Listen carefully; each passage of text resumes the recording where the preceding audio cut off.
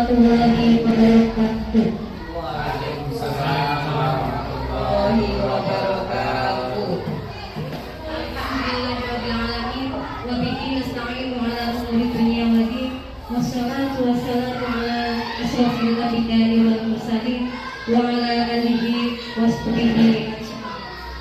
Yang saya hormati Ibu Kepala Sekolah SD Negeri Terlalu 1, yang saya hormati rekan-rekan guru SD Negeri Terlalu 1. Pertama-tama, marilah kita panjatkan puji syukur kehadirat Allah Subhanahu wa Ta'ala yang mana telah memberikan nikmat hidayahnya kepada kita semua sehingga kita bisa berkumpul dalam acara diseminasi budaya positif. Yang kedua, marilah sholawat serta salam kita panjatkan kepada junjungan kita Nabi Agung Nabi Muhammad Sallallahu Alaihi Wasallam. Semoga kita sebagai umatnya nanti akan diberikan syafaat oleh Nabi Muhammad Sallallahu Alaihi Wasallam. Perkenalkan, saya sebagai pengacara akan menyampaikan beberapa acara sebagai berikut. Yang pertama, pembukaan. Yang kedua, sambutan. Yang ketiga, acara inti. Dan yang keempat, penutup. Baiklah, mari buka acara pagi hari ini dengan bacaan basmalah. Bismillahirrahmanirrahim. Acara yang kedua, sambutan. Sambutan akan disampaikan oleh Ibu Kepala Sekolah SD Negeri Terlalu 1. Kepadanya kami persilakan.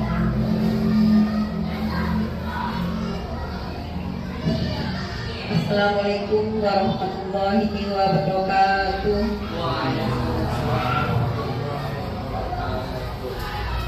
Alhamdulillahilladzi adhaba anzalna rabbana wa syukur. Asyhadu an la ilaha illallah wa asyhadu anna muhammadan abduhu wa rasuluh. Rabbi shrah li sadri wa yassir li amri wahlul 'uqdatam min lisani yafqahu qawli. Yang saya hormati Bapak Ibu Guru SD Negeri Terlalu 1 dan yang saya banggakan CGP kita Bapak Anis Rano, merupakan CGP angkatan 11. Untuk selanjutnya mudah-mudahan nanti ada CGP lain di SD di Terlalu 1.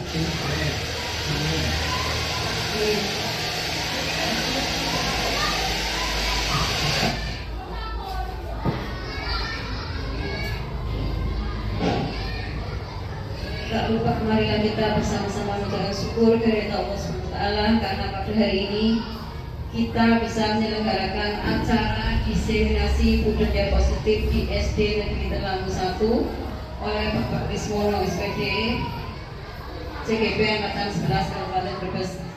Jadi nanti pada hari ini untuk kesepakatannya ya, diseminasi itu strategi atau gagasan atau ide yang akan dimunculkan. Nanti kita sama-sama menggali ide apa yang bisa diambil dari budaya-budaya positif yang ada di SD Negeri Terlalu 1. Karena mungkin ya selama ini mungkin kita agak lengah atau mungkin agak ya sedikit kurang ya dalam budaya positif di SD Negeri Terlalu 1, terutama kepada anak-anak didik kita. Karena pada akhirnya siswa itu atau anak didik kita itu akan kembali ke masyarakat dan melanjutkan ke yang lebih tinggi, ke sekolah yang lebih tinggi. Jadi di SD ya, SD itu merupakan dasar. Setelah didik PAUD mungkin ada dari PAUD atau mungkin ada dari ibu rumah tangga. Nanti supaya budaya-budaya positifnya terutama hal akhlak ya, seperti sopan santun itu harus kita terapkan dalam kehidupan kita sehari-hari. Jadi jangan sampai, apalagi sekarang itu dulu sekarang itu katanya ya, ini karena dulu secara ya ada yang mengatakan ya, ada yang mengatakan tidak tanpa hukuman yang kadang kita kurang tepat ya. Tapi hukuman itu sekarang tidak boleh. Jadi kita itu lebih apa ya, ke isinya sekolah ramah anak. Jadi anak itu diberi tiap positif ya. Jangan sampai istilahnya kita memberi hukuman-hukuman yang kayak zaman dahulu, itu tidak boleh. Jadi kita berikan motivasi-motivasi, arahan-arahan dan contoh ya. Jadi contoh dari Bapak Ibu itu biasanya langsung ditiru oleh anak-anak kita. Makanya kan Bapak Pendidikan kita ya, Bapak Ki Haji Dewantoro itu dengan semboyannya ingat sing tulodo di depan itu memberi contoh. Ingat Jawa bangun karso. Di tengah-tengah kadang-kadang anak itu sudah mulai istilahnya apa ya, mulai ngelosok atau patah semangatnya sudah mulai berkurang. Itu kita beri dorongan, diberi motivasi lagi, diberi semangat. Ingmadyo mangun ngarso, dan dari belakang kita memberikan dorongan. Jadi kita itu sebagai guru ya, apalagi kita profesi kita itu sebagai guru itu, walaupun mungkin guru itu bisa di mana saja, tapi kita itu guru-guru yang sudah ber-SK, sudah ASN semua, alhamdulillah.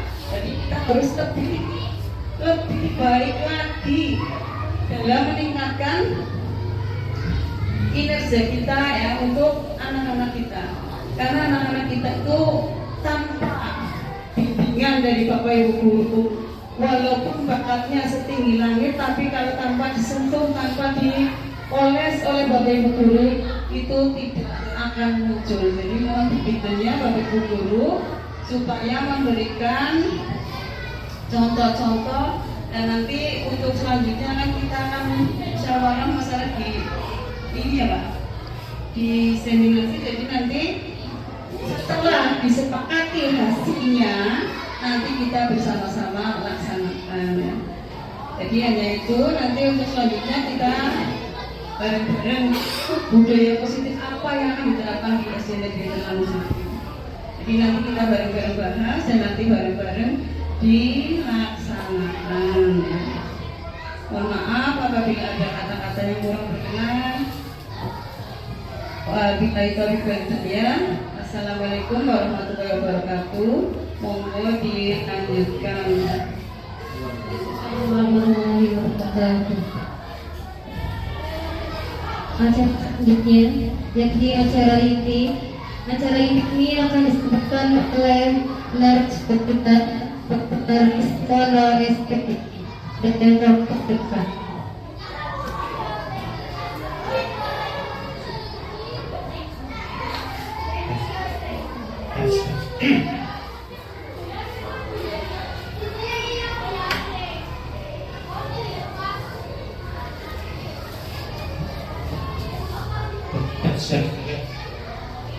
Assalamualaikum warahmatullahi wabarakatuh. Waalaikumsalam warahmatullahi wabarakatuh.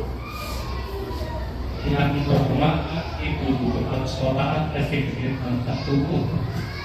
yang terhormat Bapak Ibu SD Negeri 1, terima kasih atas kehadirannya pada acara diseminasi budaya positif yang datang di SD Negeri Telang 1.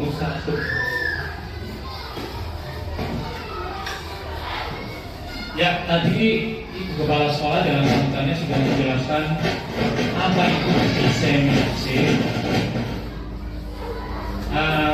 Dijelaskan tadi bahwa sebenarnya diseminasi itu penyebaran pemahaman. Nah, saya selama mengikuti pendidikan guru penggerak dan sekarang ada di modul 1 menuju modul 2 mempelajari mengenai budaya positif. Nah, budaya positif ini harus disebarkan di SD yang diampu oleh calon guru penggerak itu sendiri. Nah, selama jadi ini kita sharing ya Bapak Ibu, sebenarnya tanpa mengikuti guru penggerak pun seharusnya kita memang menerapkan yang namanya budaya positif, seharusnya begitu. Dan saya yakin Bapak Ibu di sini sudah menerapkan budaya positif itu sendiri dengan cara Bapak ibu di sini ya. Jadi semoga nanti diseminasi budaya positif ini bisa dilaksanakan, diterapkan sebaik-baiknya di SD Negeri Telangu Satu. Nah, sebelum melangkah ke materi selanjutnya, saya mau ice breaking dulu ya, biar enggak ini ya, biar tidak terlalu tegang ya. Nah, ice breakingnya begini Bapak Ibu. Jika Bapak Ibu itu sebuah benda, kira-kira benda apa yang menggambarkan sosok Bapak Ibu itu sendiri? Nanti silakan ada perwakilan yang mau maju ke depan ya, supaya lebih asik ya dalam diseminasi ini.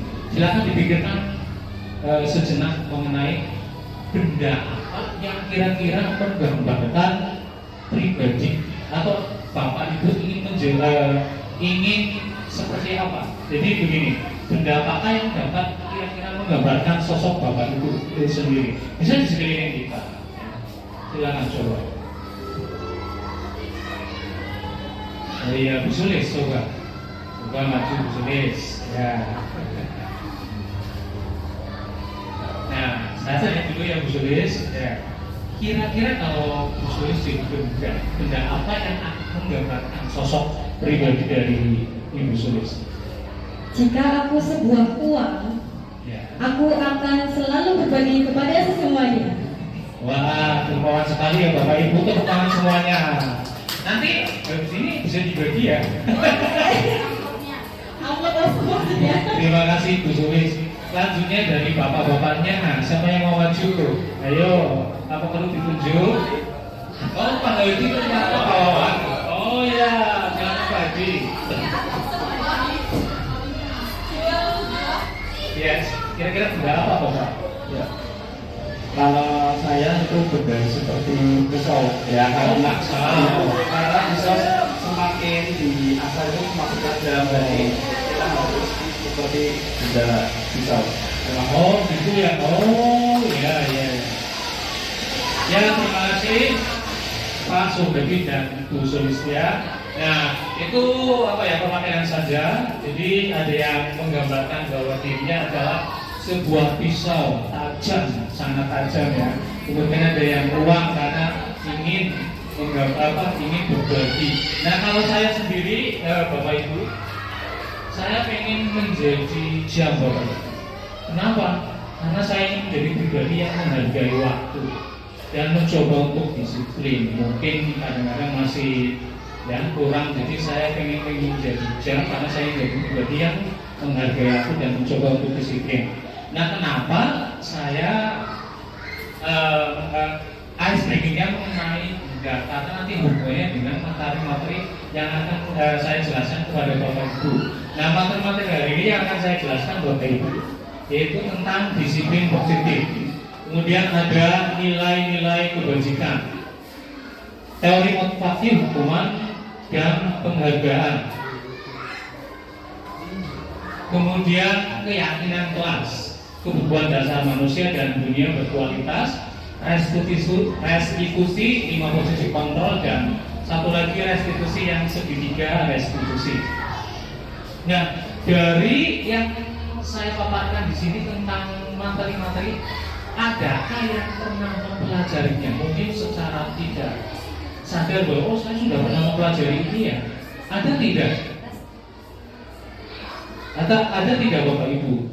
Oh ya, berarti pernahkah mempelajari yang sudah dipaparkan di sini? Mungkin kayaknya saya pernah mempelajari itu loh, tapi saya nggak sadar bahwa itu tentang nilai-nilai kebajikan.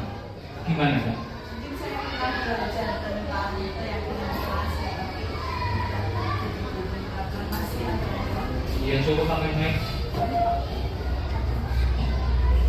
Ya coba diulang lagi. Ya, jadi saya pernah mempelajari tentang keyakinan kelas atau mungkin dinamakan sebagai kelas rules, Ya. tapi masih kurang memahami bagaimana cara menerapkannya.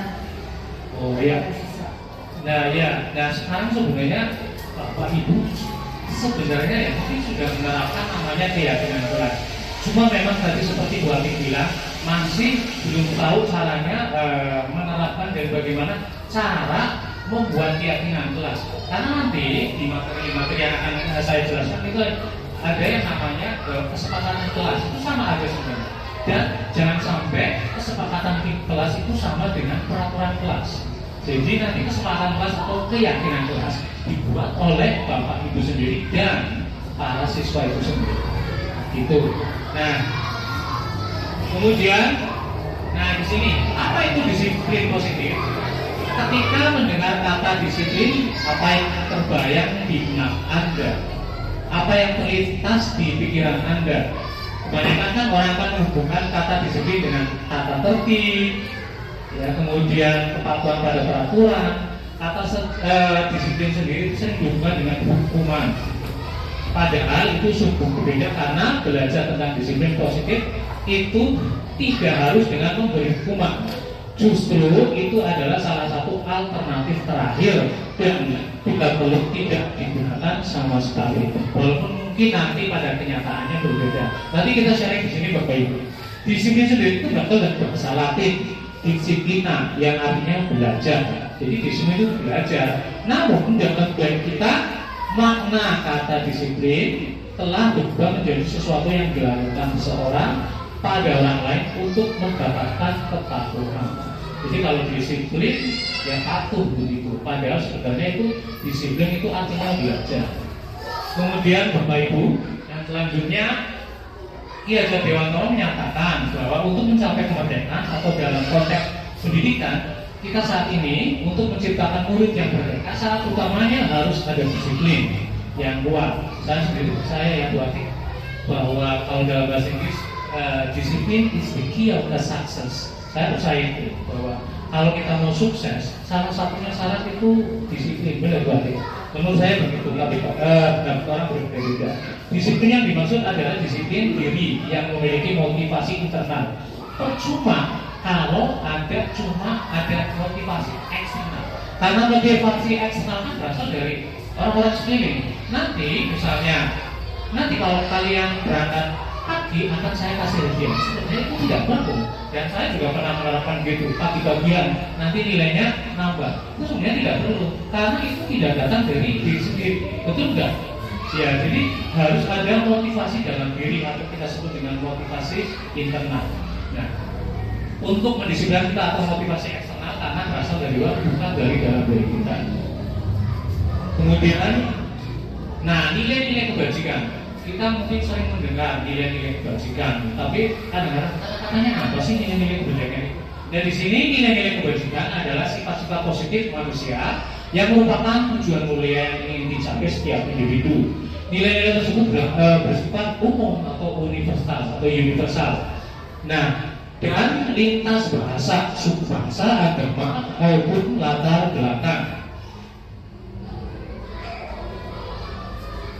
Setiap perilaku perbuatan memiliki suatu tujuan. Dr. William Gibson pada Academic Control tahun 1944. Nilai kebajikan yang ingin dicapai oleh setiap anak Indonesia kita kenal dengan profil belajar Pancasila. Nah, Bapak Ibu fokus di sini aja kalau masih bingung mengenai nilai-nilai kebajikan apa sih yang ada ya, misalnya beriman dan bertakwa, bernalar kritis, berkebinekaan global, bergotong royong kreatif. Apa yang sudah dilakukan peserta didik sehingga nilai-nilai kebajikannya sudah bisa diterapkan. Ya, di sini sebenarnya di sini sudah melakukan kebiasaan ya. Kebiasaan yang hubungannya dengan budaya positif itu tidak bersulit. Nah, salah satunya dengan nilai kebajikan yang ada di sini bagus sulit.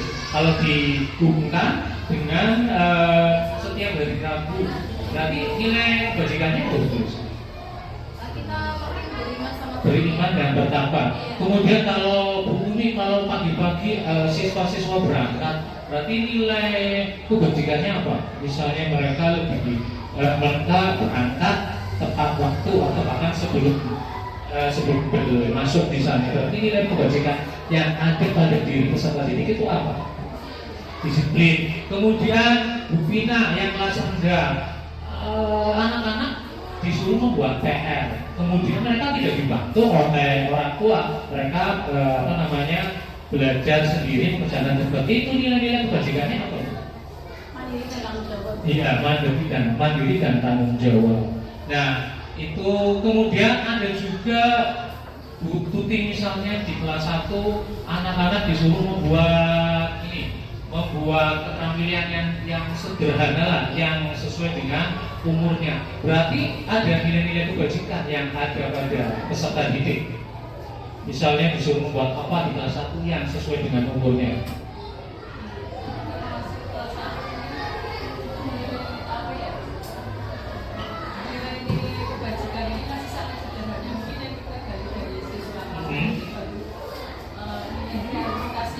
Ya, itu jadi nilai aktivitasnya ada ya, tetap ada ya di kelas 1. Nah, itu bisa digali oleh masing-masing guru. Sebenarnya di sini saya sharing bukan untuk bagaimana, tapi sebenarnya untuk memunculkan lagi, oh ternyata saya sudah menerapkan yang namanya nilai-nilai kebajikan universal, disiplin positif, dan disiplin positif itu harus menjadi budaya kita yang dinamakan dengan budaya positif.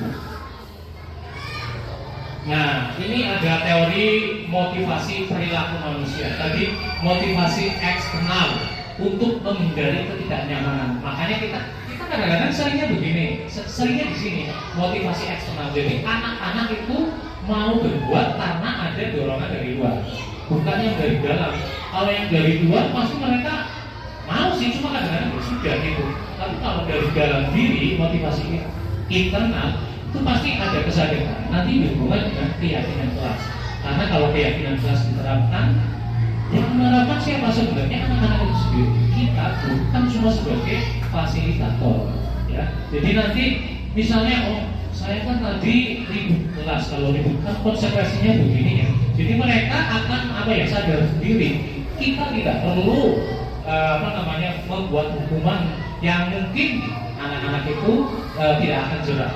Nah, misalnya, nanti kalau kamu tidak mencapai bawa pot 1 dengan bunga, ada bunganya, bukan cuma potnya. Nah, ada anak yang punya pot di rumah 20 pot gede. Pasti nanti buktinya pasti pot. Nanti saya, itu nanti begitu, ya kan? Itu adalah motivasi eksternal. Jadi bagaimana? Lah Pak, gimana kita tahu kalau motivasi internal dari anak ada? Nah, itu mungkin tugas kita juga sebagai dari buku ya, pelan-pelan, tidak langsung membagikan telapak tangan pelan-pelan. Cuma memang faktanya di lapangan ya kadang-kadang berbeda. Itu juga dibahas di pendidikan guru penggerak. Yang mereka jujur saya begini, siswanya begini, kalau nggak dikasih gak bakalan kapok. Ya Pak Hadi, contohnya di kelas 6 ya Pak Hadi. Nah, itu seperti itu. Jadi mungkin ya pelan-pelan saja ya Bu ini. Ya, kemudian nah ini tindakan guru, kelihatan gak ya? Nah, hukuman atau konsekuensi.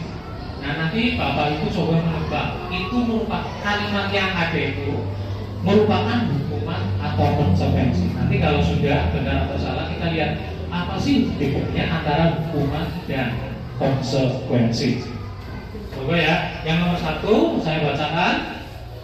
Mencatat 100 kali di dalam buku kalimat, saya tidak akan terlambat lagi karena terlambat ke sekolah. Maksudnya begini, mungkin salah nulis ya.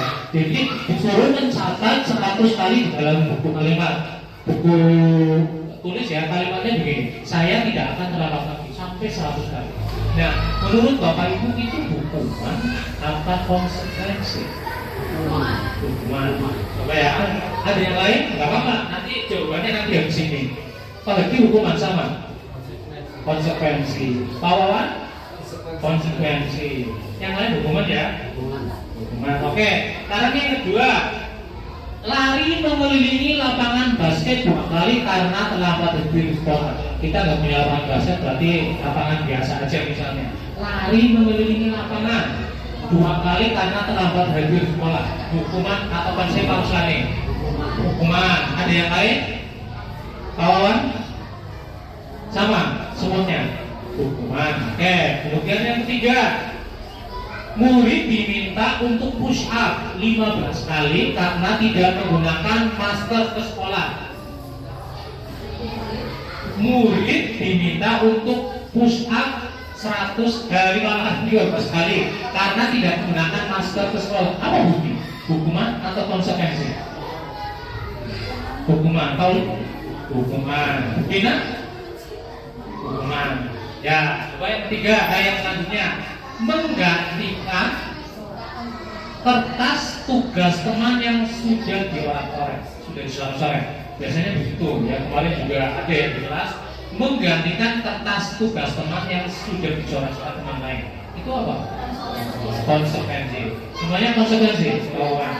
Ya, lanjut. Membersihkan tumpahan air di meja tulis karena tersenggol pada saat belajar. Konsekuensi. Murid disuruh untuk mengenakan sepatu seharian di sekolah karena tidak mengenakan sepatu hitam. Konsekuensi. Yang terakhir, lari mengelilingi lapangan basket sudah tadi ya. 10 menit untuk pelajaran PJPK. Lari mengelilingi lapangan basket 2 kali karena terlambat 10 menit ada pelajaran PJPK. Konsekuensi. Coba kita buka jawabannya. Nomor 1 hukuman. Harus tadi betul ya? Iya. Kedua juga hukuman. Ketiga hukuman. Menggantikan kertas tugas teman yang telah dicoret-coret ternyata konsekuensi. Ya kan sudah apa namanya coret ya, konsekuensinya diganti, ya kan? Kemudian membersihkan tumpahan air. Kalau membersihkan tumpahan air ya konsekuensinya harus dibersihkan. Kemudian murid disuruh untuk mengenakan sepatu seharian di sekolah karena tidak mengenakan, murid disuruh untuk tidak mengenakan karena tidak memakai sepatu warna hitam. Itu juga hukuman. Dan selanjutnya lari mengelilingi karena terlambat masuk pelajaran PJPK 10 menit, itu konsekuensi. Nah, apa bedanya? Kita lihat. Jadi sebenarnya kalau hukuman itu biasanya hukuman hubungannya dengan apa, Bu Ati? Iya, jadi hukuman biasanya langsung ya. Itu bersifat tidak terencana, tiba-tiba. Tapi kalau konsekuensi itu sudah disepakati duluan. Nanti kamu kalau tidak membersihkan ini, nanti konsekuensinya begini. Jadi intinya kalau hukuman itu bersifat tidak terancana atau tiba-tiba. Loh, kamu kan sudah ini, berarti kamu harus dihukum begini. Nah, kalau konsekuensi itu berarti sudah terencana atau sudah disepakati, sudah dibahas dan disetujui oleh murid dan guru. Itu namanya konsekuensi. Kemudian, nah ini kita mau bahas keyakinan kelas. Di sini, Bapak Ibu, adakah yang sudah menempel keyakinan kelas? Kalau keyakinan kelasnya apa? Kesepakatan kelas. Kalau dulu mungkin peraturan kelas. Dan adakah di sini yang sudah menempel di tembok kelasnya? Tapi sudah membuat ya? Pahlawan sudah membuat? Oh belum. Pahlawan. Oh iya. Kalau Pak Hadi kelasnya sudah ya. Ya. Nah, saya mau nanya Pak Hadi, ketika dengan membuat keyakinan kelas, apa itu diketik langsung, terus ujung-ujung tanggal ditempel, apakah melalui kesepakatan bersama? Coba mic-nya kayaknya suaranya bagus.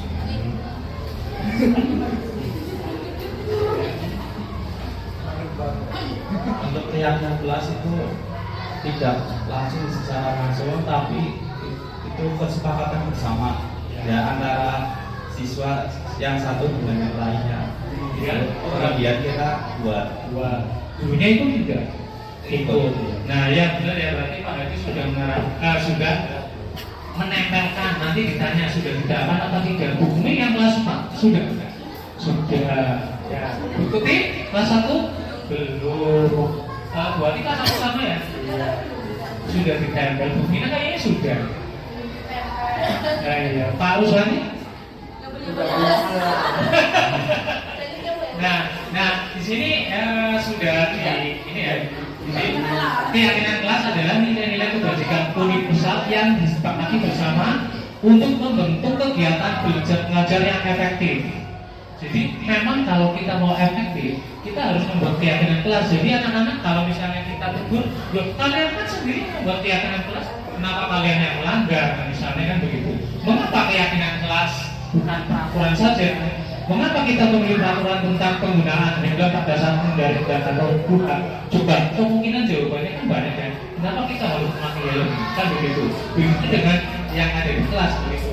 Kemudian seseorang akan lebih tergerak dan bersemangat untuk menjalankan keyakinannya daripada hanya sekedar mengikuti serangkaian peraturan tertulis tanpa makna. Jadi yang siswa itu harus ada maknanya. Jadi caranya gimana? Ya, Pak, apakah makan dan minum di kelas itu diperbolehkan? Silakan. Kalau memang keyakinannya begitu dan sepakati bersama. Walaupun seyogyanya kalau bisa tidak, tapi tidak ada masalah. Kemudian mereka perlu mendengarkan dan memahami arti sesungguhnya tentang peraturan-peraturan yang diberikan atau disepakati bersama antara peserta didik dengan gurunya. Nah, silakan dibuat. Jadi, Pak harus banyak ya? Tidak juga. Nah, tidak juga harus banyak. Yang penting adalah mewakili apa yang ada di kelas itu. Karena apa?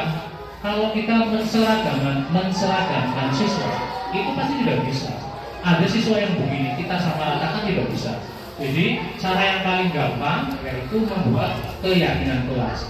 Tadi yang seperti dibilang Pak Haji, keyakinan kelas, kesepakatan kelas adalah apa Pak Haji? Peraturan yang dibuat oleh siswa-siswa yang berguru. Dan itu nanti menjadi keyakinan setelah diterapkan. Nah begitu Bapak Ibu. Nah kemudian ini peraturan dan keyakinan kelas. Nah, di sini contohnya peraturan selalu kembalikan buku ke tempatnya, itu peraturan bawa buku. Nah, kalau keyakinan berarti nilainya tanggung jawab. Jadi tanggung jawab peserta didik apa ketika meminjam buku, tanggung jawabnya adalah mengembalikan. Itu peraturannya. Dilarang mengganggu orang lain, keyakinan kelasnya menghormati orang lain. Adakah contoh di kelas kadang-kadang yang dilanggar anak, ya contohnya dalam menghormati orang lain? Ada. Pak Oli bagaimana? Contoh konkret, kalau di kelas saya kemarin ada anak-anak satu sama tidak menghormati teman-teman yang lain. Contoh konkretnya apa? Jadi mereka itu tidak menghormati teman yang lainnya. Nah, mungkin kelas 2 ya, kelas 3 begini. Di kelas 3 itu pasti banyak sekali. Makanya saya kasih contoh untuk keyakinan kelasnya menghormati orang lain dan belum berkomitmen. Contohnya apa itu?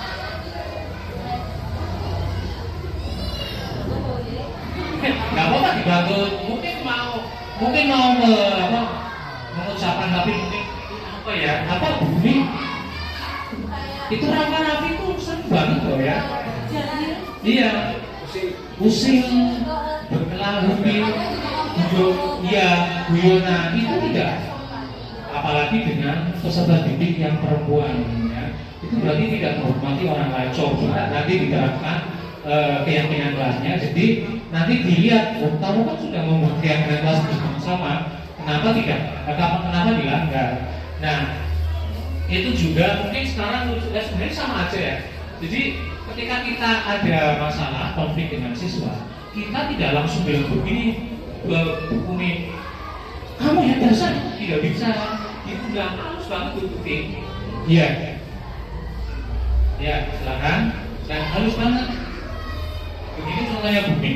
Misalnya di kelas Pak Alfa misalnya, Alfa, kenapa ibu ambil tes ini? Kamu tahu nggak kenapa ibu ambil tes ini? Tapi buku saya sudah berurusan keyboard sekolah misalnya. Jadi harus itu melanggar keyakinan kelas kita enggak? Kita bagian yang mana? Begitu, seperti itu. Jadi memang mungkin repot-repot banget, tapi memang sekarang seperti itu. Kemudian hadir di sekolah 15 menit sebelum pembelajaran, itu peraturannya. Nah, keyakinannya yang penting menghormati orang lain juga. Kenapa menghormati orang lain? Semuanya hadir, kok yang lain tidak? Berarti tidak menghormati. Adakah di sini kawan yang telat? Misalnya siswa selama berarti tahun ajaran baru kelas 5 ada yang telat. Telat masuk kelas, dia berangkat sekolahnya. Oh iya. Berarti ada? Ada ya.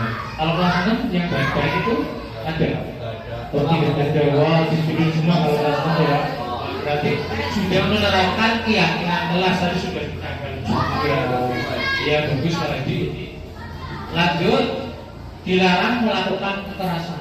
Di sekolah kita adakah anak yang melakukan kekerasan? Mungkin dalam skala kecil ya, jahil ya mungkin ya. Ya, nah Bapak Ibu, kita mendiskusikan hari ini mengenai budaya positif, yaitu supaya anak itu tahu, oh yang saya lakukan itu salah dan saya harus memperbaiki diri. Kemudian dilarang menggunakan narkoba, yang ini gantian disebutnya bergantian atau menunggu giliran. Nah ini budaya apa berarti? Budaya antri kadang-kadang susah ya, main serobot. Nah kita misalnya kerjasama dengan salah satu produk pernah ya di sini ya, yang ini susu itu dan rebutan itu kan budaya antri belum sepenuhnya bisa diterapkan. Ya wajar kalau karena kan anak-anak juga. Ya bagaimana caranya agar anak diberi pemahaman mengenai baiknya budaya antri itu. Kemudian menggunakan masker ternyata penting ya, tidak harus pada yang COVID ya. Jadi ini misalnya digunakan untuk ketika ketika kita sedang sakit flu ya, kita harus menggunakan masker. Keyakinannya apa ya, tentang kesehatan, keselamatan. Kemudian yang terakhir, jangan berlari di kelas atau di koridor. Apa akibatnya kalau anak berlari ya di ini koridor atau di kelas lari-lari, kan bisa aja jatuh, bisa aja mengenai temannya, akhirnya terjadi hal-hal yang tidak diinginkan. Nah itu mengenai keyakinan kelasnya, yaitu mengenai keamanannya. Nah selanjutnya, ini yang ditanyakan Bu Atik tadi, langkah-langkah membuat kesepakatan kelas. Nanti yang akhirnya dijadikan keyakinan kelas Bu Atik. Nah, langkah-langkah membuatnya, misalnya membagi kelas dalam 4-5 kelompok, misalnya dibagi berapa? 15 kan? 15 misalnya 4 kali 4 16 ya, mungkin ada yang 3. Kemudian, di kelompok masing-masing siswa berdiskusi Pak Wawan, aku pengennya gimana ya? Ini gimana misalnya Pak Wawan kalau ngajar senyum terus misalnya, bisa dijadikan keyakinan kelas. Kalau misalnya guru lagi ngomong, berarti siswanya mendengarkan. Betul di kelas tadi gitu juga ya. Iya betul. Kemudian ambil kesimpulan dari ide kelompok lain juga bisa. Setelah tadi masing-masing kelompok mengeluarkan idenya, kemudian berubah ide menjadi kesepakatan kelas. Nah ditulis misalnya berarti di sticky note ya, di sticky note, kemudian ditempelkan di papan tulis atau dibuat kertas aspol dan lain-lain. Kemudian selanjutnya guru kelas dan ketua kelas sebagai perwakilan kelas menandatangani kesepakatan kelas. Dibacakan dulu kesepakatan yang tadi per kelompoknya itu. Nah hasilnya nanti dipajang di kelas, tempel misalnya begitu. Itu langkah-langkahnya. Jelas tidak Bu Atik? Ya, terima kasih. Kemudian ini, ternyata manusia itu mempunyai kebutuhan dasar. Nah, kebutuhan dasar yang pertama ini misalnya bertahan hidup, ketenangan, kebebasan, kekuasaan, kasih sayang, dan rasa diterima. Nah ini Bapak Ibu kita lihat tabelnya kurang besar ya.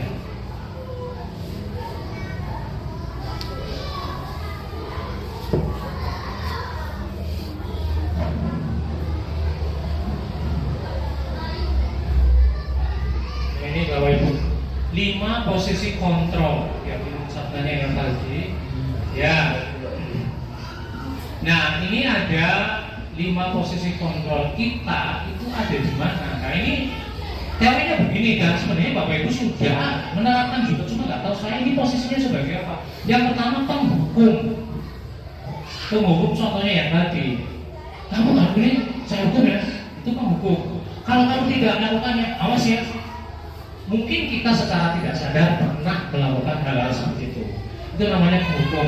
Guru sebagai penghukum. Kemudian yang kedua, pembuat rasa bersalah. Contohnya, ibu kecewa, bapak kecewa, ibu kecewa sama kalian. Ya, kalian sudah mengerjakan PR, mengerjakan tugas, Bapak Ibu apa ternyata setelah masuk kelas semuanya pada ribut, yaitu membuat rasa bersalah. Nah, ini juga ada ya, guru yang berperan sebagai teman, ya banyak juga, ya misalnya kelas 6 Pak Haji misalnya ke Nara, Bapak pengen kamu ini loh, Bapak kan. Nah, ini berarti guru itu sebagai teman, memposisikan dirinya sebagai teman. Ayolah lakukan demi Bapak, ayolah lakukan demi Ibu. Masa kamu tidak mau sih? Kamu kan di rumah punya banyak, tolong berbagi ke kelas. Kemudian ada yang memantau. Memantau di sini berarti apa ya? Melihat perkembangan anak. Kalau melakukan kesalahan, kita apa namanya? Kita tegur, kita lihat, oh ini anak sedang melakukan kesalahan, nanti gurunya ini namanya pemantau. Kemudian manajer, kalau manajer itu konkret ya, manajer itu contohnya kita apa yang kita yakini, apa yang bisa kita lakukan untuk memperbaiki masalah ini. Contohnya tadi Bumi ketika ada anak melakukan kesalahan, kemudian kita memanggilnya, jadi ini kita posisinya sebagai manajer, lebih halus dari yang lainnya. Nah, sementara ini tahun ajaran baru sampai bulan Agustus ini, posisi Bapak Ibu di mana? Apakah bergantian? Kadang saya menjadi ini loh, kadang saya menjadi ini loh. Coba kalau Bumi, kira-kira kalau memposisikan diri di sini selama mengajar ya tahun ajaran baru ini ya, kira-kira Bumi sudah melakukan posisinya di posisi yang mana?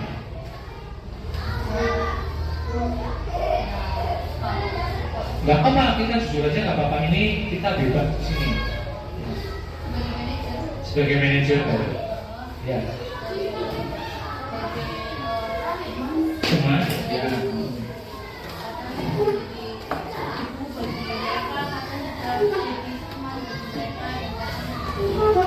Nah, tanya begini Pak Wawan, apakah ada sementara ini yang posisinya sebagai penghukum yang enggak terus-terusan jadi guru? Pernahkah Pak Wawan memposisikan dirinya sebagai guru, yaitu sebagai penghukum?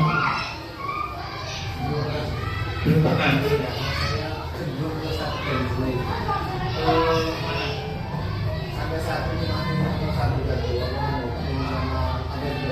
Penghukum sama pembuat rasa bersalah. Kalau penghukum gimana? Oh, dipantau buku. Nanti kalau ada apa baru kita injek, tangkap, hap, lalu ditangkap itu. Kalau harus lagi, Pak Ruslani sebagai guru selama tahun ajaran baru ini ya Pak, posisinya mana Pak? Pernahkah jadi penghukum Pak? Penghukum peserta, penghukum siswa kalau nakal? Oh berarti ini Pak, kebapakan banget ya ini ya. Ya, nah itulah jadi kita jadi tahu oh ternyata guru itu ada posisinya ya. Apakah penghukum, pembuat rasa bersalah, teman, pemantau atau manajer. Nah kalau paling mungkin itu mungkin manajernya, tapi nggak mungkin kita juga memposisikan manajer terus, mungkin ada katanya kita menjadi apa gitu. Nah ini sekarang coba kita lihat tugasnya. Saya kecewa sekali dengan kamu. Kira-kira posisinya apa? Penghukum, pembuat rasa bersalah, kemudian manajer, pemantau. Nah ini kita lihat lagi, jangan boleh lupa. Nah ini coba lihat apakah penghukum, pembuat rasa bersalah, teman, pemantau, atau manajer. Coba ini tugas Bapak Ibu coba mendefinisikan, mendeskripsikan tentang yang tadi. Bu Sulis coba dilihat apakah Bu Sulis pernah menjadi bagian dari posisi 5 kontrol ini. Ini tugasnya coba dilihat. Nah, ya silakan.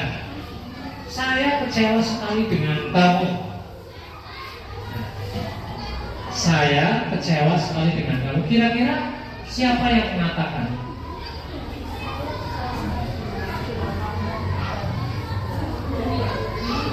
Guru yang mengatakan Pak.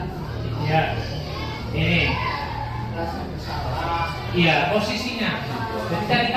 5 posisi kontrol. 1 penghukum. Ayo yang ingat. 2, 3, 4 pemantau. 1 lagi manajer. Nah kira-kira saya kecewa sekali dengan kamu. Posisi yang mana? Gak apa-apa, nanti kita buka jawabannya. Diucapkan langsung. Pembuat rasa bersalah. Kemudian yang kedua, kamu tidak pernah benar melakukannya. Kira-kira apa buat? Kamu tidak pernah benar melakukannya. Penghukum. Pak Uli benar nggak betul? Ayolah lakukan demi ibu, demi bapak, ini gampang sekali. Gampang sekali. Memposisikan diri sebagai apa? Maaf. Kemudian, apakah kamu mau mendapatkan stiker kita hari ini? Apa itu apa? Manajer, kawan? Manajer. Bagaimana kamu bisa menyelesaikan masalah ini, Bu Vina? Apa Bu Vina? Manajer juga. Nah yang terakhir, kamu selalu yang paling terakhir. Pemantau. Coba kita lihat ya.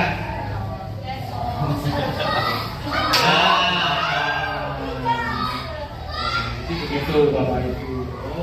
Berarti ketika mungkin pernah ya kita mengucapkan kalimat seperti ini ya Bu Uni, mungkin pernah tahu. Berarti kalau saya mengucapkan ayo lakukan demi ibu bapak kan apa?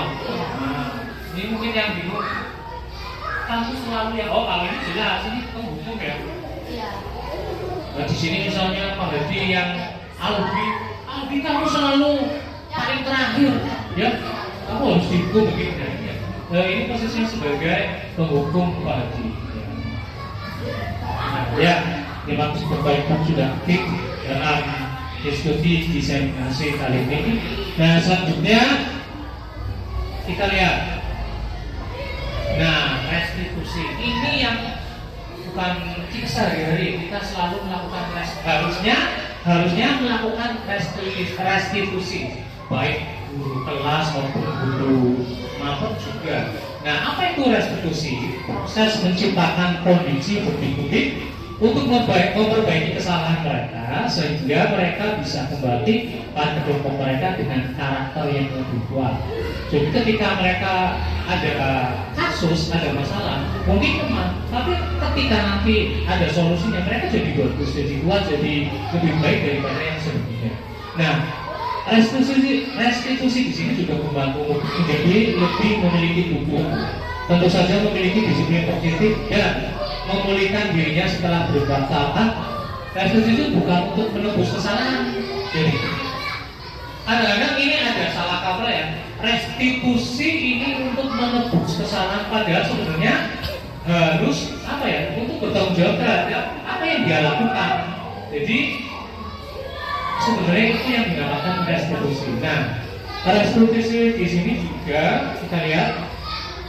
Nah, ini contohnya ada langkah-langkah dalam menerapkan. Nah, restitusi ada segitiga restitusi. Pertama, menstabilkan identitas. Contohnya, berbuat salah itu hal yang manusiawi. Tadi yang dicontohkan Bu Umi. Ya misalnya di kelas 4, Bu Umi ada yang siswa yang membuat kesalahan. Misalnya apa? Yang pernah selama tahun ajaran baru ini.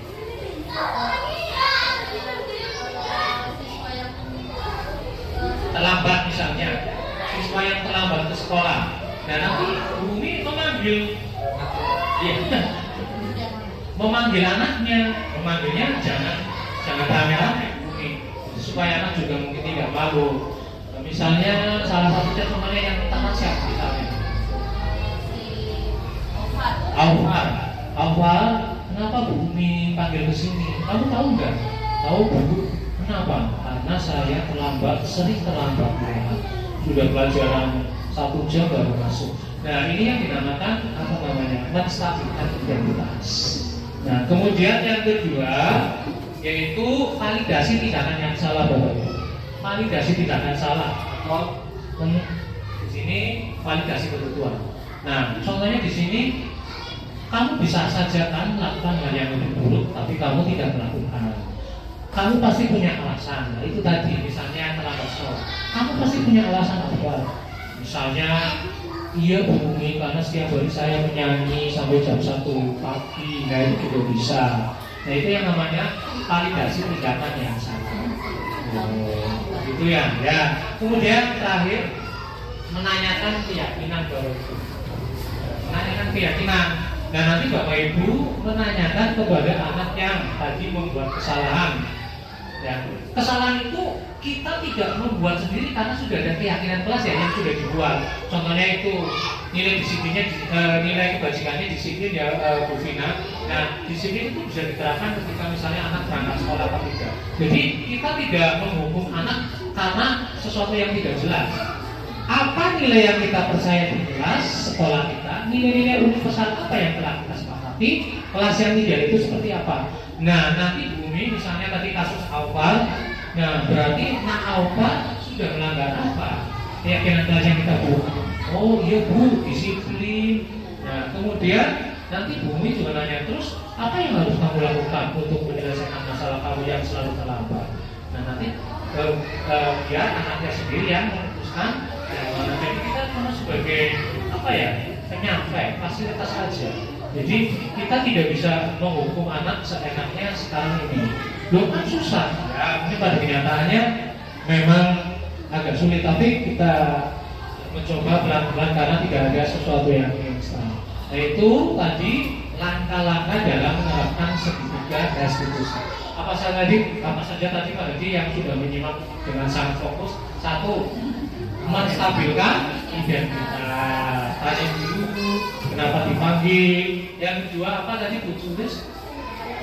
Ya, validasi tindakan yang salah atau validasi kebutuhan. Yang ketiga, menanyakan keyakinannya. Nah, menanyakan keyakinannya yang tadi sudah alasan apa kalian melakukan seperti itu. Di kelas PAI ya, agama dan hidup ya, pasti banyak juga yang melakukan kesalahan. Nah sekarang coba nanti diterapkan Bu Sulis. Oh ya, ternyata enak. Nah, hasilnya belum ada, ya nggak mungkin 1-2 kali. Tuh. Nah, ada prosesnya. Nah demikian Bapak Ibu mengenai diskusi diseminasi mengenai budaya positif di SD Negeri Terlalu 1. Nah, dengan diskusi kali ini pasti Bapak Ibu akan ada pertanyaan-pertanyaan. Nah, apa saja barangkali ada yang mau ditanyakan, silakan. Nah, Pak Hadi tadi katanya mau nanya mainnya di Pak Hadi. Ya, terima kasih. Saya mau menanyakan bagaimana caranya menanggapi siswa yang mempunyai kesalahan berulang-ulang. Oh iya. Bagus, ada lagi? Kita tamu dulu ya. Ya. Kawan. Wisata ditulis sebagai motola.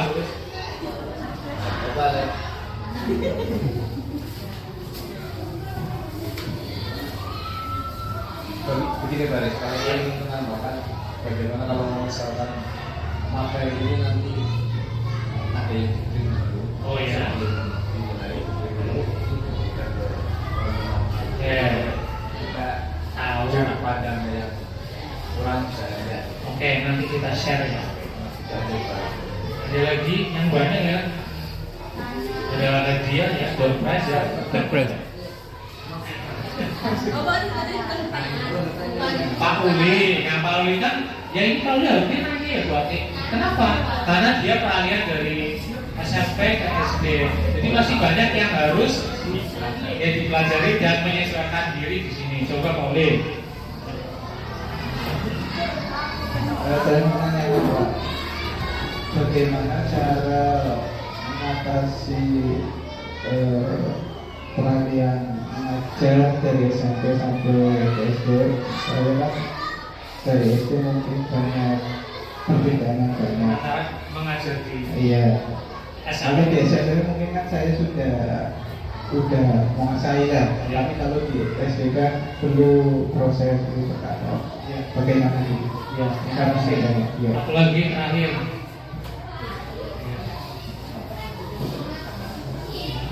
mau nanya ini mas. Iya. Tapi nanti di luar forum aja ya. Mungkin saya butuh banyak konsultasi Iya. karena kayak tadi masalah mengenai motivasi budaya positif secara internal itu ya.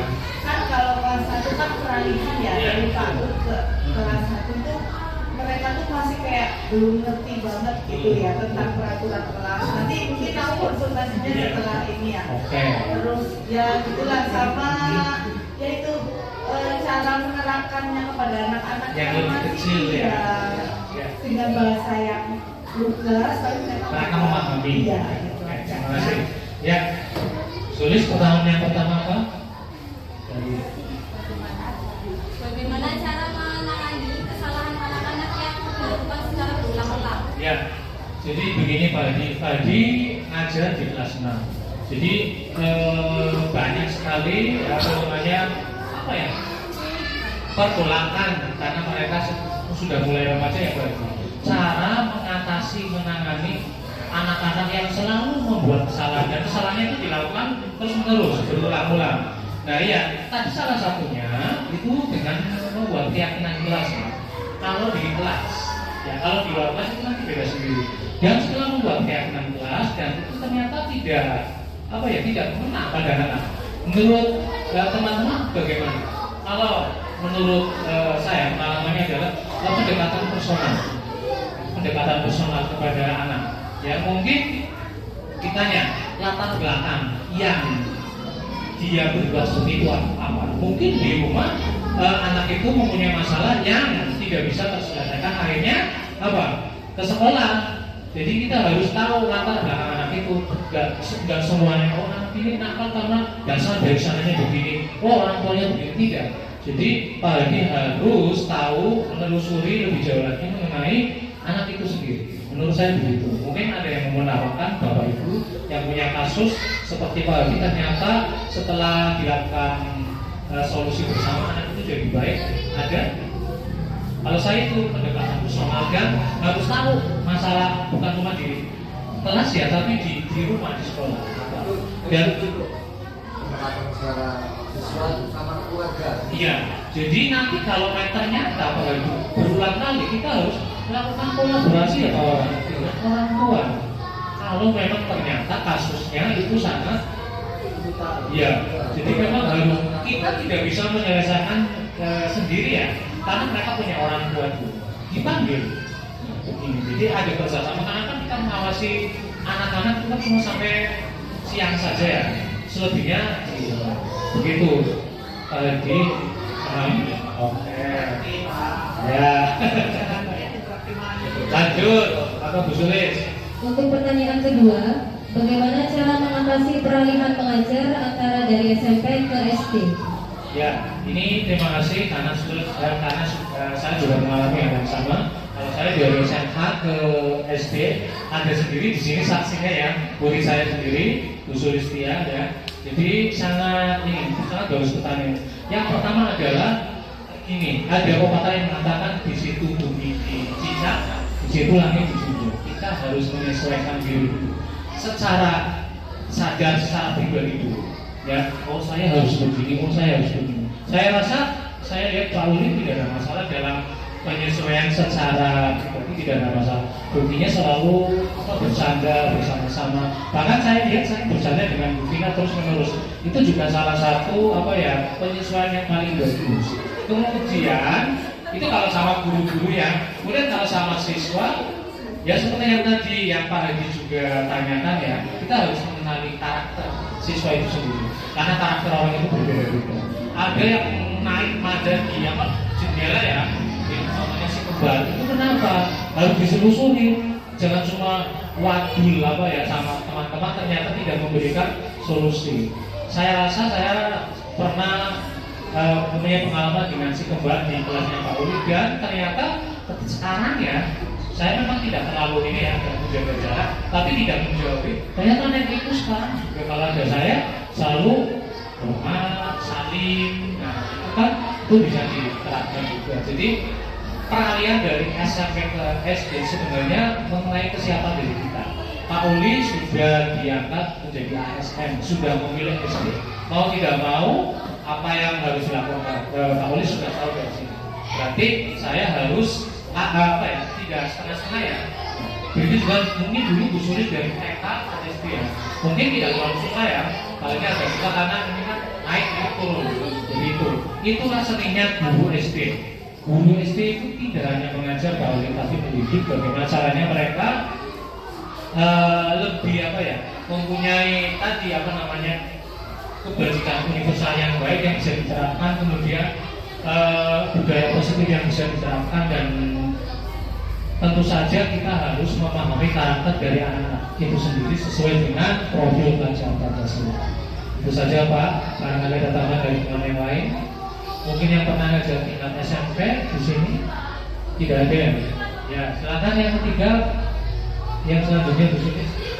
Pertanyaan ketiga, bagaimana cara menerapkan budaya positif pada anak-anak kelas rendah, terutama untuk kelas 1? Ya, sebelum menjawab dari Bu Atik tadi dari Pak Wawan ya, masukan dari Pak Wawan itu bagus sekali.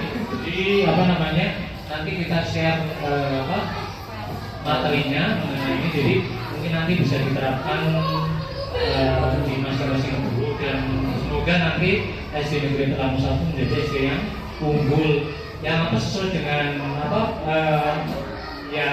Bu Umi ya, visi kita ya. Visi sekolah kita kemarin bagaimana ya Mas Ahmad ya? Ya, mewujudkan peserta didik yang beriman, kemudian mandiri, berkarakter, berprestasi, catat teknologi itu ya. Yang semoga kita kedepannya lebih bagus lagi. Dan kalau kita sudah mencapai itu, kita akan membuat visi yang lebih bagus lagi, tapi visi yang lama tidak kita tinggalkan, begitu. Kemudian yang buat itu memang benar. Ini di pendidikan perhubungan juga banyak yang nanya. Dan salah satunya ada kepala sekolah dari TK ya.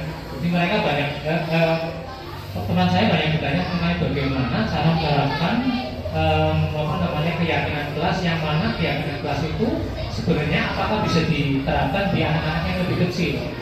Kebanyakan malah mereka kan berasa lebih gampang kalau anak kecil SD aja yang kelas tinggi, kelas 5 aja kayaknya sekedar gitu. Nah, Bu Sulis waktu di TK ketika berhadapan dengan siswa, memahami kita caranya bagaimana? Memahami ucapan kita, kadang-kadang mereka belum paham sekali bahasanya. Iya.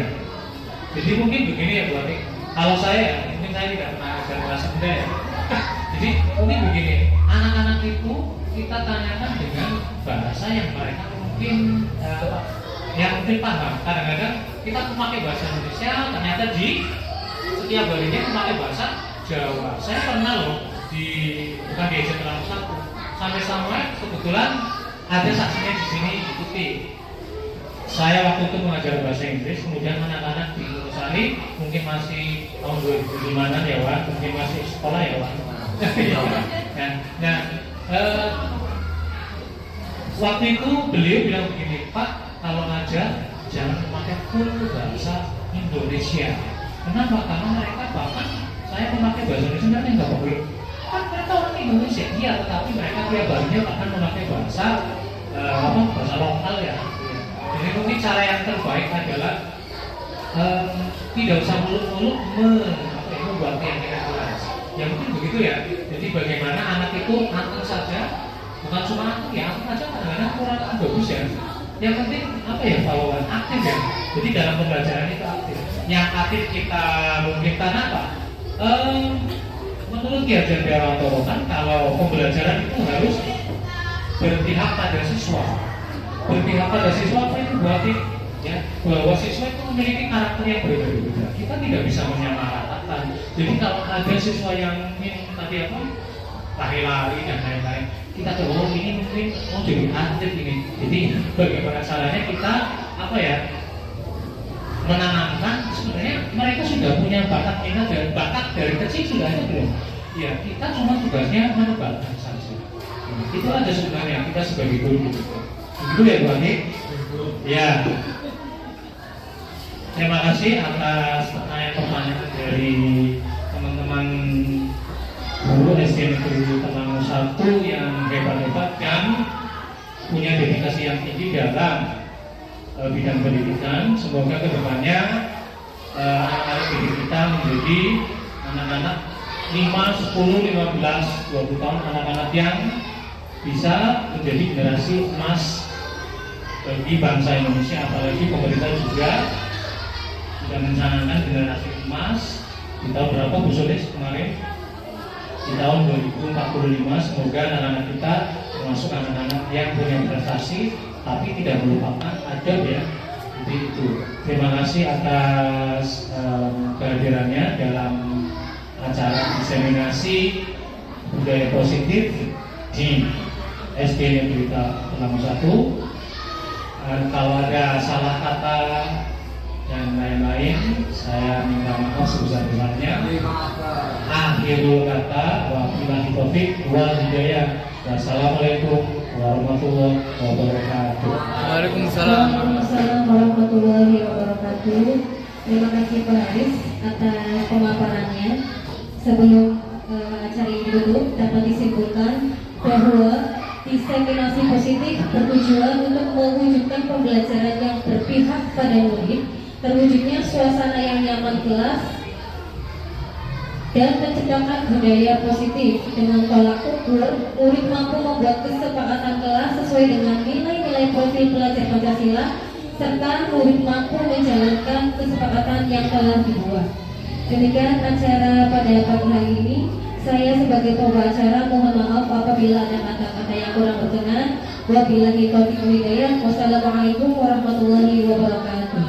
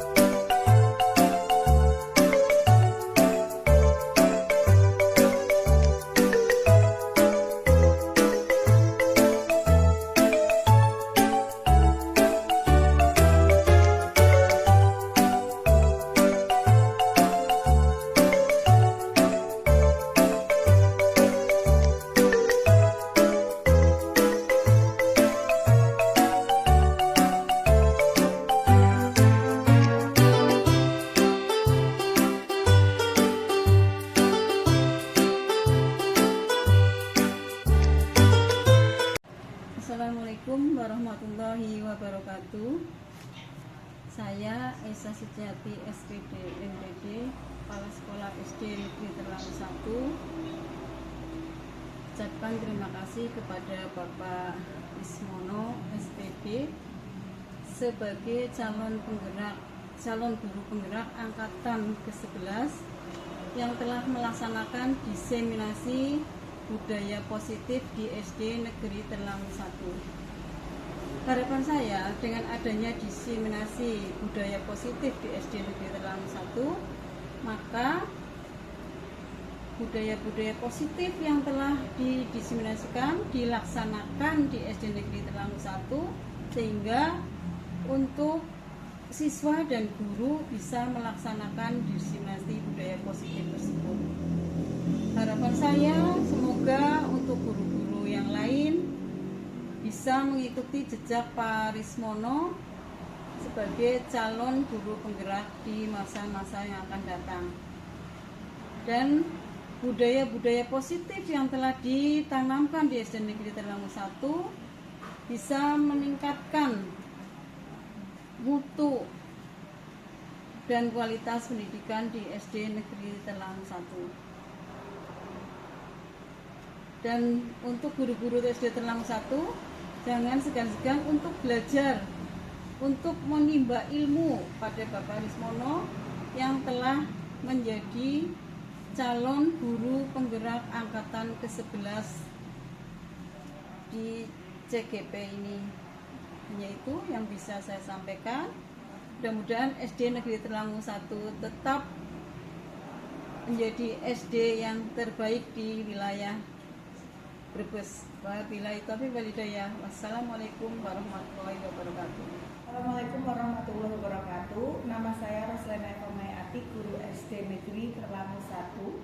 Saya merasa materi diseminasi yang telah disampaikan oleh Pak Rismono mempunyai banyak manfaat bagi kami sebagai pengajar dan sangat bagus untuk diaplikasikan di sekolah kami. Semoga kami juga bisa menyusul menjadi calon guru penggerak. Terima kasih.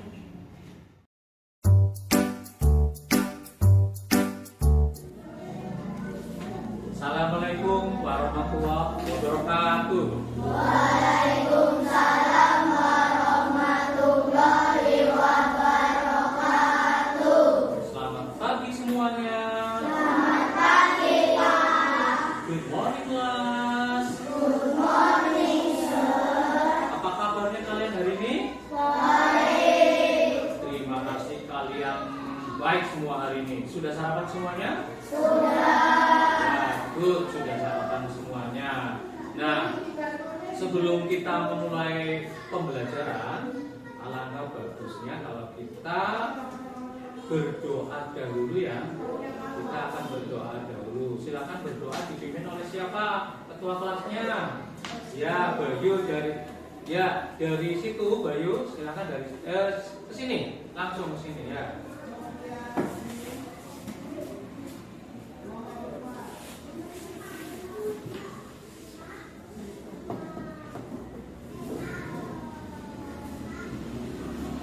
Stand up.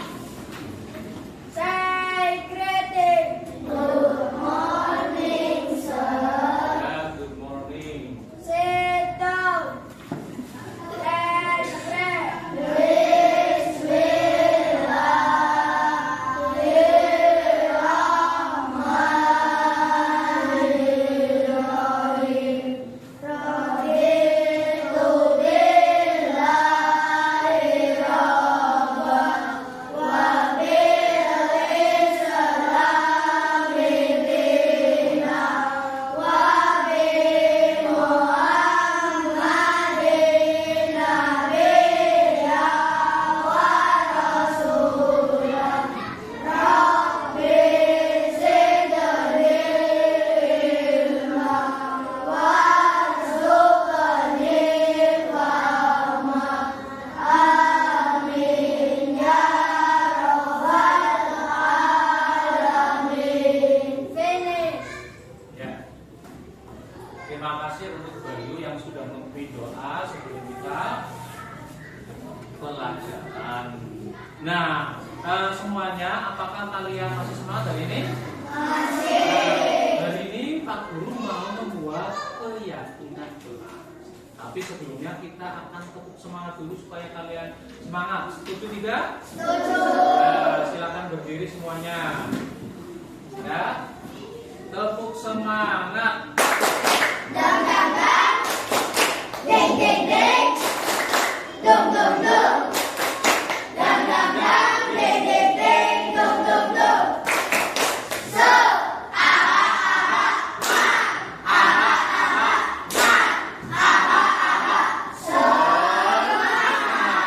Bagus, silakan duduk kembali. Nah, tadi Pak Guru mau membuat apa tadi? Keyakinan. Apa itu keyakinan kelas? Keyakinan kelas sama dengan kesepakatan kelas yang sudah pernah kamu sepakati mungkin waktu di kelas sebelumnya. Dan di kelas 4 waktu pembelajaran awal mulai tahun ajaran baru bulan apa ya kemarin ya? Bulan Juli kita membuat peraturan kelas, kesepakatan kelas. Nah, di sini sudah ada peraturan kelas 4A yang kita bikin. Nah, kita sekarang akan membuat yang namanya peraturan atau keyakinan kelas. Apa itu keyakinan kelas? Tujuannya buat apa? Nah, keyakinan kelas itu apa namanya? Kesepakatan yang sudah kalian buat antara kalian dengan Pak Guru di sini supaya apa? Supaya menumbuhkan budaya positif. Nah, keyakinan itu penting buat apa? Penting buat mengontrol perilaku kalian di mana ini? Di sekolah atau di mana ini? Di kelas. Jadi sangat penting. Nah, Pak Guru akan bacakan lagi peraturan kelas yang sudah ada di kelas 4A. Nah, siswa hadir paling lambat 5 menit sebelum bel masuk. Ada yang pernah telat? Ada yang pernah telat? Ada. Nah, nanti kalau kita membuat keyakinan kelas, Pak Guru yakin kalian akan lebih disiplin setelahnya. Kemudian siswa piket sesuai jadwal. Kalian piket enggak? Piket. Siswa masuk kelas. Sudah masuk kelas loh, sudah pelajaran, mau pelajaran yaitu pukul 7. Ya? Benar? Betul. Kemudian berdoa. Tadi kita sudah berdoa ya sebelum pelajaran dimulai. Kemudian yang selanjutnya, siswa yang tidak hadir atau tidak masuk sekolah wajib apa? Wajib apa? Ya, melaporkan ke Pak Gurunya atau membuat surat atau melalui pesan juga boleh. Ya, nggak apa-apa ya. Ya, kemudian siswa memakai seragam lengkap sesuai dengan aturan. Misalnya hari ini kalian memakai seragam lengkap, baju batik. Kemudian siswa meminta izin jika kalian akan meninggalkan kelas, mau ke belakang misalnya harus izin. Sudah izin belum kalau meninggalkan kelas? Izin tidak? Izin. Kemudian siswa harus bertingkah laku yang baik. Tidak ada nanti ribut, bertengkar, gontok-gontokan, dorong-dorongan, akhirnya menimbulkan kursi, ya kan? Ya, tidak boleh kalian juga merusak, dipukul-pukul, akhirnya apa? Kaki kursinya patah dan lain-lain. Tidak boleh. Kemudian yang selanjutnya, siswa tidak boleh makan dan minum selama proses pembelajaran. Tidak boleh ternyata. Kalaupun nanti mau haus kan bisa minta izin, ya. Kemudian siswa harus menjaga dan memelihara fasilitas sekolah dan transport seperti tadi, ya. Selain tidak merusak juga kamu harus menjaga. Tidak boleh mengkoret-koret, mencoret-coret ini apa? Meja pakai Tik-X, pakai spidol dan peralatan yang lainnya. Saling menjaga. Kemudian yang terakhir, siswa wajib mematuhi peraturan kelas, keyakinan kelas yang sudah dibuat bersama-sama nanti hari ini. Nah, untuk membuat keyakinan kelas, kalian juga harus mengetahui mengenai nilai-nilai kebajikan universal. Ya, kalian adalah anak-anak hebat, anak-anak yang punya talenta, yang tinggal Pak Guru tebalkan lakunya saja. Karena kalian itu masih punya bakatnya masing-masing. Kalian sudah pintar dari sana yang sudah punya bakat, tinggal Pak Guru menebalkan saja. Seperti Feby itu punya bakat, tinggal Pak Guru menebalkannya, memberi saran. Mau tidak? Mau. Nah, kemudian harus sesuai dengan profil pelajar Pancasila. Masih enggak? Masih. Bisa nyanyi enggak? Ayo nyanyi bareng-bareng, berdiri semuanya. Ya, Java berdiri. Bareng-bareng. 1, 2, 3. Belajar Pancasila, beriman dan bertakwa pada Tuhan Yang Esa dan berakhlak mulia, berkebinekaan global, gotong royong mandiri, kreatif dan bernalar kritis. Bukan semuanya. Silakan duduk semuanya. Jadi nilai-nilai apa yang ada pada profil pelajar Pancasila? Silakan. Nilai-nilai apa tadi yang sudah kamu pahami di sini? Apa aja? Ya. Yang keras suaranya. Beriman dan bertakwa kepada siapa? Tuhan Yang Maha Esa. Apalagi? Bergotong royong. Apalagi? Kreatif. Apalagi? Bernalar kritis. Apalagi? Sudah mandiri? Ada. Ya. Nah semua itu nilai-nilai kebajikan universal. Dan kalian nanti akan menuliskan di sticky note kalian yang ini, yaitu mengenai nilai-nilai kebajikan yang kamu ketahui dan kamu pengen terapkan di kelas. Dan nanti ditempel di sini, ya. Silakan Pak Guru kasih waktu untuk menuliskan, kemudian nanti dari Menanda sampai terakhir ke sana untuk menempelkan nilai-nilai kebajikan yang sudah kamu mau kamu terapkan di kelas. Silakan ditulis, nanti ditempel di sini.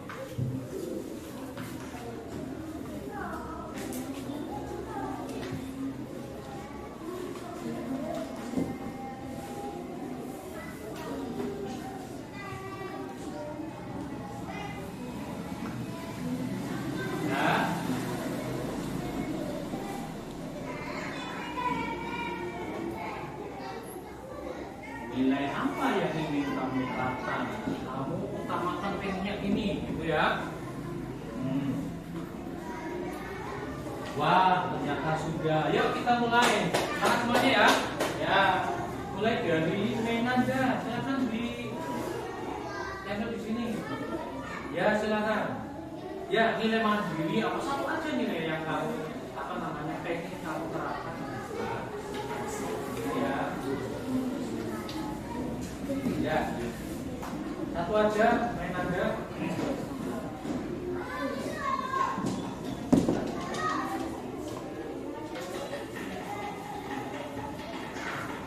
Nah, kemudian nanti ke sebelahnya. Ini, ya.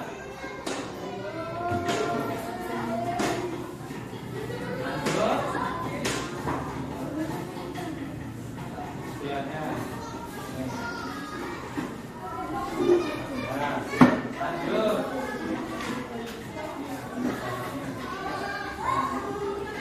Ya. Lanjut.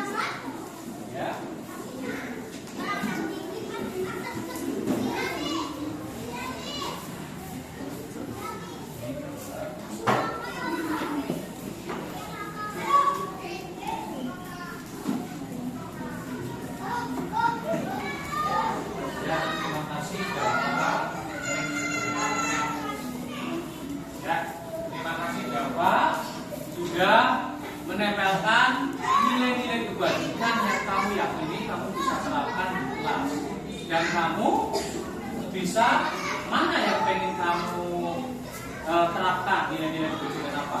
Dan di sini ada Menanda nilai gotong royong bagus, kemudian ada Nodia beriman dan bertakwa. Kalian di rumah sholat tidak? Terus kemudian ada kreatif. Kalian kalau P5 disuruh membuat kreativitas kamu, bikin nggak? Bikin. Terima kasih. Kemudian ada nilai gotong royong. Ya, piket kelas. Juga gotong royong. Piket nggak?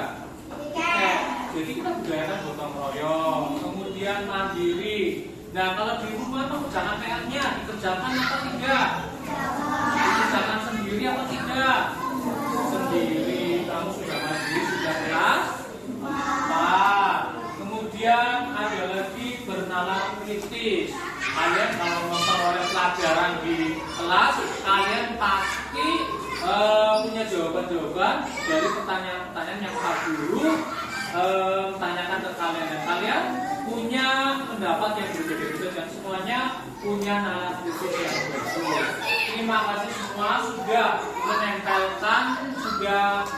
menempelkan yang namanya nilai-nilai kebajikan universal dari profil pelajar Pancasila. Nah, sekarang kalian sudah membuat nilai-nilai kebajikan universal. Sekarang kamu tuangkan ke dalam kalimat untuk membuat keyakinan kelas. Kamu ingin seperti apa sih pembelajaran di kelas 4A supaya kelas 4A menjadi kelas yang bagus, yang punya kemajuan dibanding sebelumnya. Nah, silakan Pak Guru kasih waktu ya mengenai keyakinan kelas yang ingin kamu terapkan di kelas 4A. Ya, silakan Pak Guru kasih waktu. Silakan tulis di sticky note kalian. Ya, nilai bukan nilai, tapi keyakinan kelas. Ya, keyakinan kelas yang sudah kalian buat. Silakan. Nanti tuliskan di sini, kamu ya tuliskan di sini.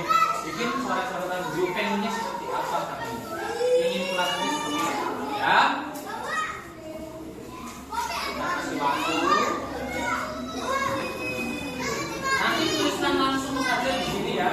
Tuliskan langsung saja di sini. Ya. Sudah? Coba. Sudah semua belum? Sudah. Yang mau menuliskan keyakinan kelas silakan. Yang mau menuliskan keyakinan kelas tulis di sini silakan. Ya, silakan. Nanda, tuliskan di sini. Ya, satu. Ya, tulis. Ya.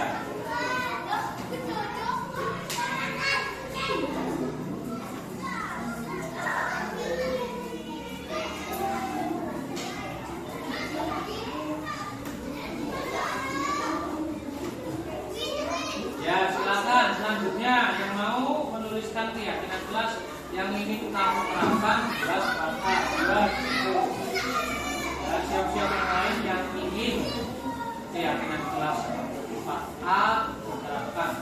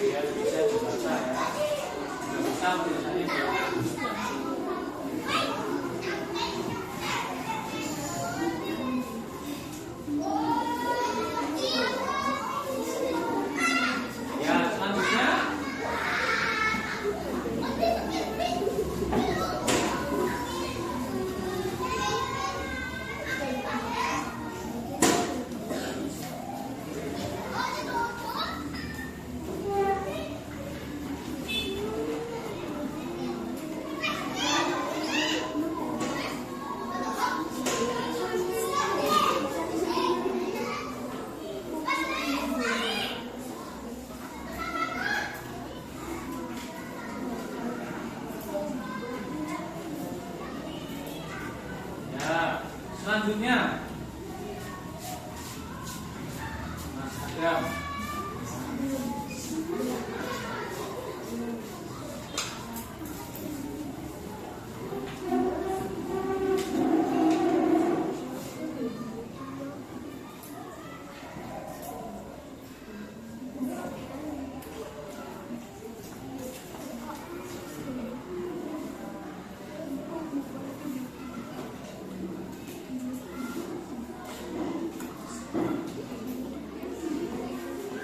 Ya, selanjutnya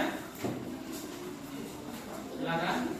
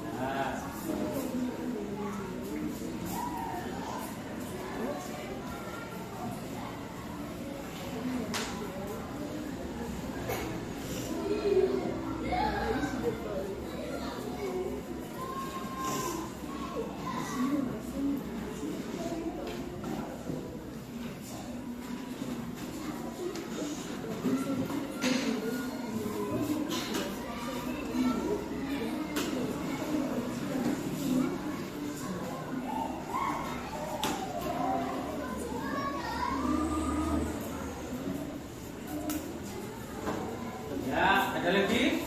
Ada Mas Abdul Gibran.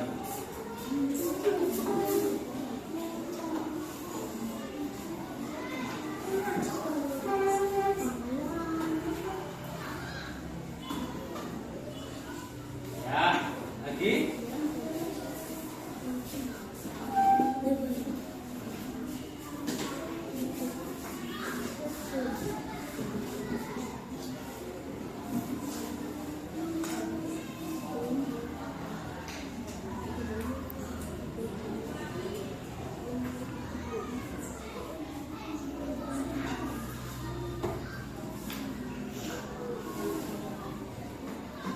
Ya.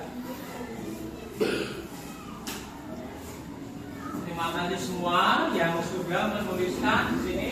Pak Guru tuliskan keyakinan kelas 4A. Silakan sana semuanya. Nah, kita bacakan ya semua yang kalian tuliskan.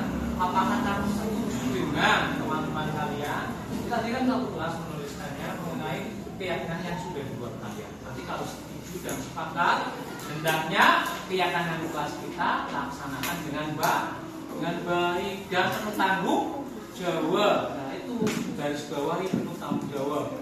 Nah nomor 1 ramah dan santun.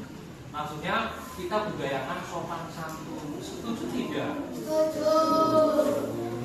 Kemudian menjaga kebersihan.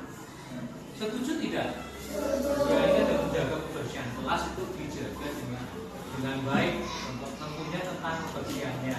Kemudian kalau sedang pelajaran, tunjuk tangan ketika sedang mau berbicara, kamu mau nanya.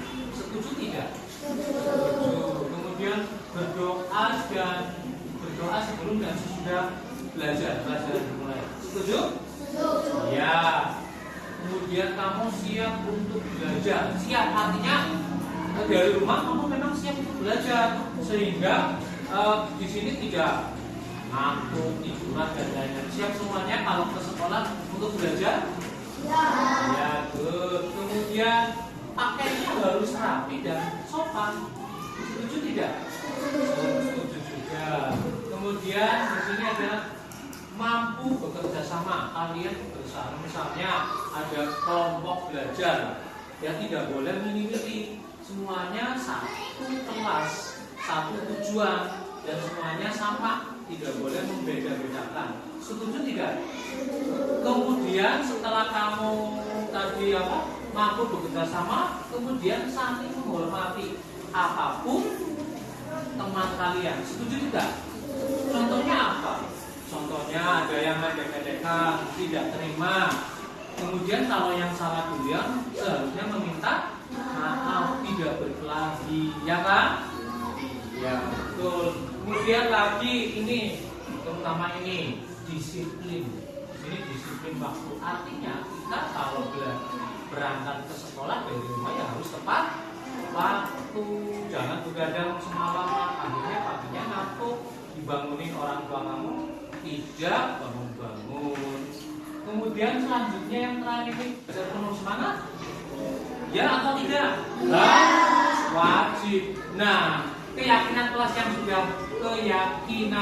sudah kamu bikin, nah, hendaknya dilaksanakan dengan penuh tanggung jawab. Jadi hari ini membuat kesepakatan kelasnya seperti ini. Sepakat apa tidak? Sepakat apa tidak? Setuju apa tidak? Mau dilaksanakan dengan penuh tanggung jawab, setuju apa tidak? Ya berarti hari ini aku dan kalian sudah membuat keyakinan kelas. Guru yang hebat, guru yang hebat. Keyakinan kelas yang sudah kalian buat ini hendaklah dilaksanakan dengan sebaik-baiknya, dilakukan dengan penuh tapi tadi apa? Tanggung jawab. Nah, kesepakatan keyakinan kelas kalian ini sudah disetujui, sudah setuju belum? Sepakat belum? Sepakat belum? Sepakat. Nah, semuanya karena kalian sudah setuju dan sepakat, Pak Guru ucapkan terima kasih sebanyak-banyaknya.